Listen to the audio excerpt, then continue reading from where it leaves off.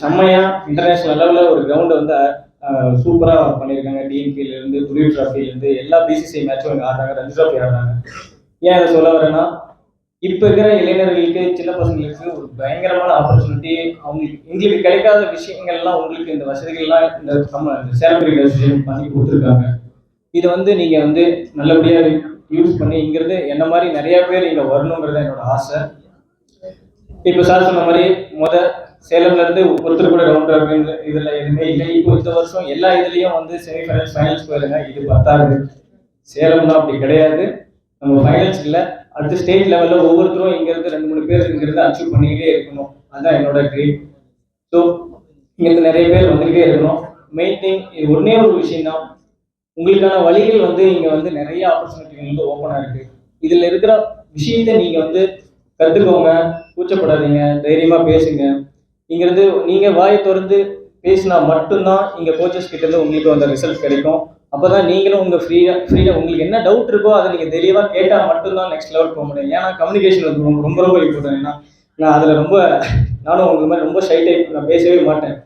So இப்போ நான் ஏன் பேசுகிறேன்னா, நான் எங்கள் பசங்களுக்கு சொல்கிறதும் சரி, எங்கே போனாலும் நான் மெயின்டைன் எல்லா சின்ன பசங்களுக்கும் சொல்கிறது என்னன்னா, கம்யூனிகேட் பண்ணுங்கள், நிறையா பேசுங்க, உங்கள் டவுட் கிளியர் பண்ணுங்கள். இங்கேருந்து நிறைய பேர் பெரிய ஆளாக ஆகணுங்கிறது என்னோட ட்ரீம். ஹார்ட் ஒர்க் ரொம்ப ரொம்ப ரொம்ப முக்கியம்.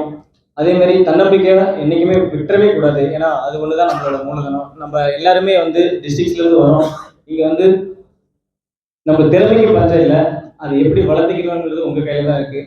அதாவது ஒரு கோல் நோக்கி நீங்கள் போகிறப்போ நிறைய விஷயங்கள், நிறைய தடைகள் வரும். இப்போ நீங்கள் ஒரு மாடிக்கு ஏறணும்னா ஸ்டெப்ஸில் ஏறி தான் வரணும். அதில் நிறைய விஷயங்கள் இருக்குது. அதை தடைக்கு தான் நிறைய இன்ஜுரி. அந்த மாதிரி தான் லைஃப்பில் நீங்கள் ஒவ்வொரு விஷயமும் நீங்கள் ஒவ்வொரு தடைகளும் பார்க்கக்கூடாது. தடைகளும் பார்த்தீங்கன்னா நீங்கள் இங்கே தான் இருப்பீங்க. அதெல்லாம் நம்மளுக்கான அது ஒரு பக்குவப்படுத்துது, அது அடுத்த ஸ்டெப்புக்கு போகுது அப்படின்ட்டு நினைக்கணும். ஏன்னா நான் லைஃப்பில் நிறைய கஷ்டப்பட்டு வந்திருக்கேன்.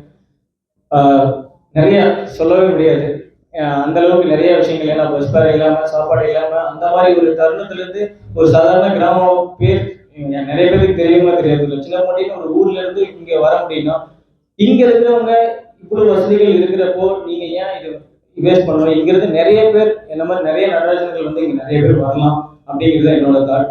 ஸோ மெயின்டைன் ஃபிட்னஸ் வந்து ரொம்ப ரொம்ப முக்கியம். ஒரு ஸ்போர்ட்ஸ் மேனுக்கு வந்து ஒரு மூலதனமே அவனோட பாடி தான்.